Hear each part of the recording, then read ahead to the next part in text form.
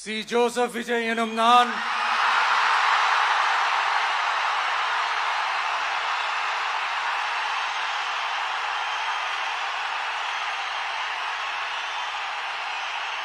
சட்டப்படி அமைக்கப்பெற்ற இந்திய அரசியல் அமைப்பின்பால் உண்மையான நம்பிக்கையும் மாறா பற்றும் கொண்டிருப்பேன் என்றும்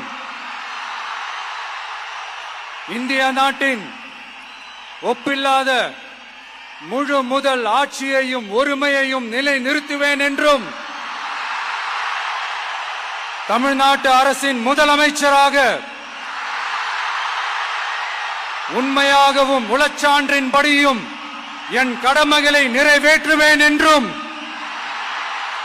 அரசியல் அமைப்பிற்கும் சட்டத்திற்கும் இணங்க அச்சமும் ஒருதலை சார்பும் இன்றி விருப்பு வெறுப்பை விலக்கி பலதரப்பட்ட மக்கள் அனைவருக்கும் நேர்மையானதை செய்வேன் என்றும் ஆண்டவன் மீது ஆணையிட்டு உறுதிமொழிகிறேன்.